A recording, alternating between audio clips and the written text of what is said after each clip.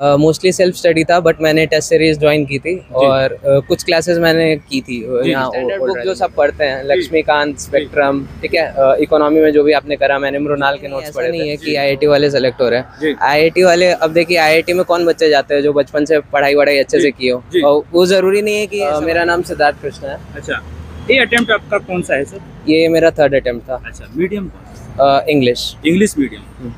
क्या ऐसा सवाल पूछा गया आपसे जो पहला इंटरव्यू है आपका, जैसा आपने बताया, क्या पूछा गया ऐसा? क्वेश्चंस डैप से रिलेटेड थे, हमारे होम डिस्ट्रिक्ट से।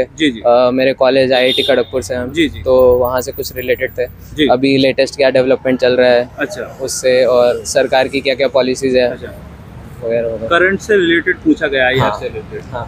अच्छा, ये बताइए सर कि जब तैयारी एक एस्पिरेंट करता है शुरुआती दौर से, प्री से लेकर के यहाँ फाइनल स्टेज तक, तो क्या एक रणनीति बनाना चाहिए? आपने किस प्रकार से बनाई सर? सबसे पहले तो आप ये मान के चलिए कि मेहनत करनी है इसके लिए, है ना। 8-10 घंटे तो रोज पढ़ने हैं, है ना।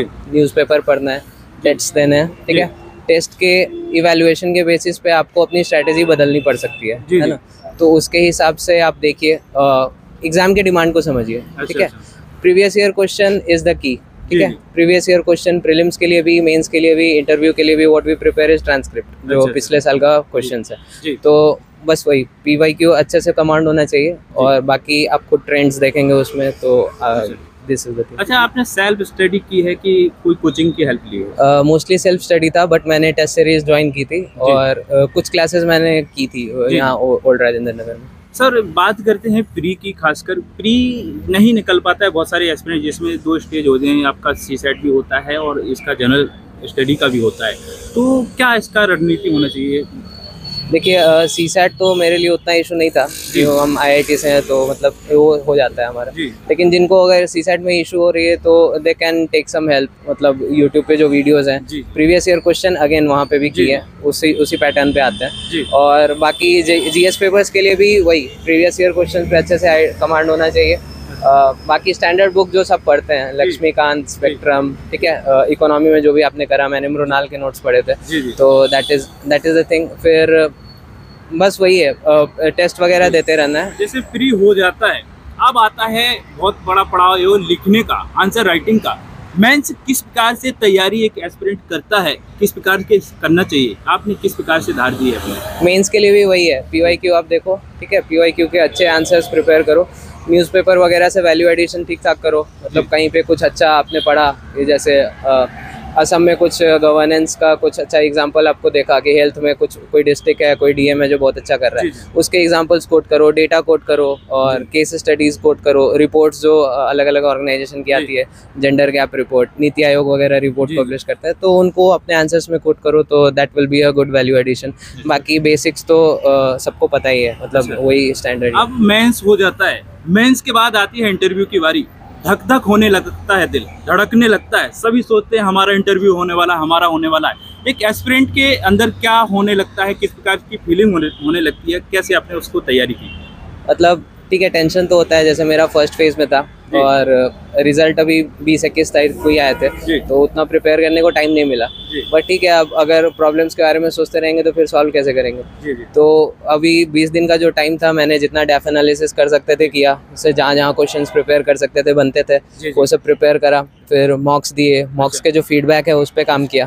तो बस यही, अपने काम पे फोकस करो तो एंग्जाइटी नहीं होती है। अच्छा, जो मॉक दिए, कितने मॉक दिए सर आपने मॉक इंटरव्यू? मैंने लगभग बहुत दिए, मैंने तो 8-10 दिए होंगे। 8-10 दिए? हाँ।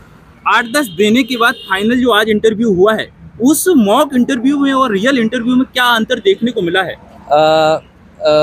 काफ़ी हद तक अब कुछ मॉक इंटरव्यूज होते हैं, मतलब जो थोड़ा ग्रिल करते हैं आपको, बट यहाँ पे इन्वायरमेंट काफ़ी कॉर्डियल था, मतलब अगर आप नहीं आ रहे हो वो हिंट देंगे, है ना, उसके बेसिस पे आप गेस करो, और एंग्जाइटी लेने वाली बात नहीं है, मतलब कूल रहो, जितना आता है बताओ, नहीं आता है तो sorry sir, I am not aware about this, I will read about this. लगभग कितने मिनट तक का आपका इंटरव्यू हुआ है? मेरा 35 मिनट तक चला था। 35 मिनट।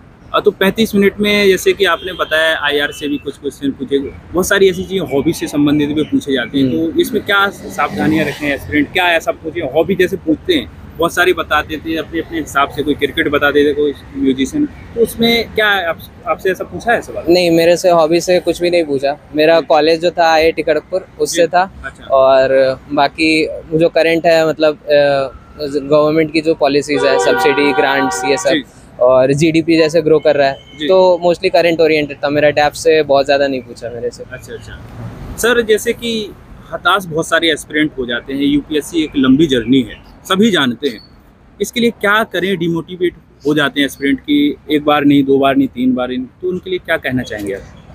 देखिए, अगर आपने अपने लिए कोई गोल डिसाइड किया है जी। तो ये आपका डिसीजन होना चाहिए, ठीक है। जी।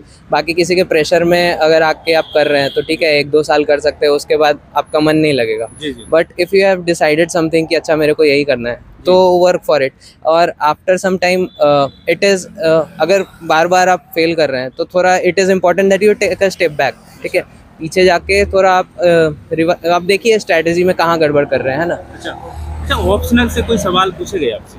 नहीं, मेरे से ऑप्शन से नहीं क्या पूछा गया। ऑप्शनल क्या था सर? मेरा सोशियोलॉजी था। सोशियोलॉजी था। सोशियोलॉजी है और आपका IIT से आपने बीटेक किया है, तो ये अलग, मतलब आपने जो स्ट्रीम चुना है, क्या कारण हो सकता है?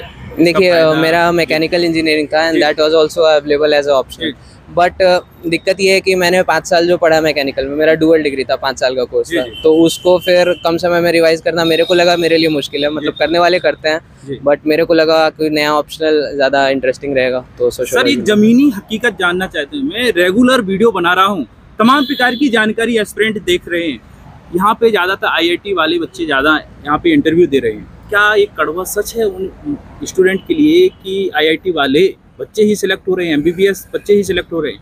क्या जो आर्ट बैकग्राउंड वाले बच्चे हैं उनके लिए क्या कहना चाहेंगे आप? नहीं, ऐसा नहीं है कि IIT वाले सेलेक्ट हो रहे जी। हैं। IIT वाले, अब देखिए IIT में कौन बच्चे जाते हैं जो बचपन से पढ़ाई वढ़ाई अच्छे जी। से की हो, जी। और वो ज़रूरी नहीं है कि सब IIT पहुँचे। कोई MBBS भी पहुँच सकता है, कोई DU में भी अच्छे कॉलेजेस है, जी। उसमें मिल सकता है। तो ऐसा नहीं है तो उनकी एक हैबिट है ना, कि मतलब उनको 8-10 घंटे पढ़ने की आदत है। जी। तो वो आदत अगर कोई बाहर वाला भी डाल दे तो वो भी कर सकता है। ऐसा कुछ डिफ्रेंसिएशन नहीं है कि IIT वालों के लिए कुछ कैटेगरी है इधर, ऐसा कुछ नहीं है। और क्या कहना चाहेंगे सभी व्यूअर्स से आप, मैसेज, सजेशन जो देना चाहेंगे? बाकी अच्छा गोल सेट करो आप लोग लाइफ में, है ना, और उसके लिए मेहनत करो।